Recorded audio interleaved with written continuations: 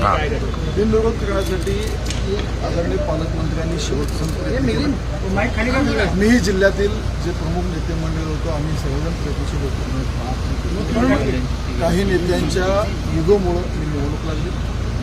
ज्यांच्यामुळं निवडणूक लागली त्यांना आम्ही आत्ता निकाला दिवशी उत्तर.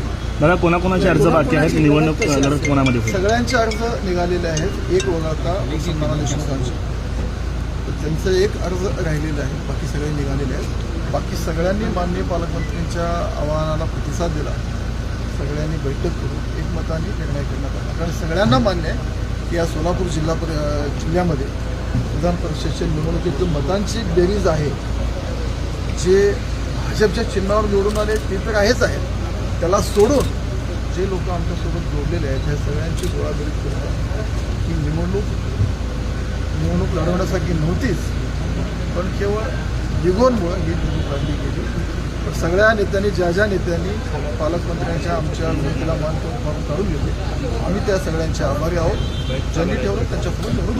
दादा ही निवडणूक पवार आणि गोरे अशीच होणार असं वाटतं. कारण पवार 40 वर्षानंतर देखील पवार आणि म्हणजे 40 वर्षानंतर राष्ट्रवादीचं शरद पवार राष्ट्रवादीचं अस्तित्व आहे जिल्ह्यात हे मान्य करतो. किती आहे फॉर्म बघायला माझे अस्तित्व दाखवा शकते. अरे फॉर्म तर कुणी बघू शकतो. 9 जण फॉर्म बघतो.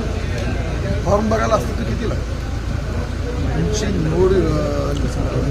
निवडून आलेले सदस्य किती. भारतीय जनता पार्टी सहयोगीचे महायुतीचे किती. केवळ बिनविरोध होऊ नाही द्यायचे. केवळ मला काहीतरी महत्त्व यायला पाहिजे अशा भूमिकेने निवडणूक लावलेली आहे. तुमचा महत्त्व किती आहे निकालाच्या दिवशी करणार. दादा संपर्क साधण्याचा प्रयत्न नाना देशमुख यांना वसंत देशमुख यांना संपर्क साधण्याचा प्रयत्न केला होता का नाही? काय चर्चा झाली होती?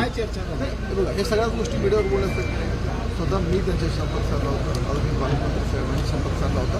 प्रयत्न चालू होते शेवटपर्यंत. प्रयत्नाला यश नाही.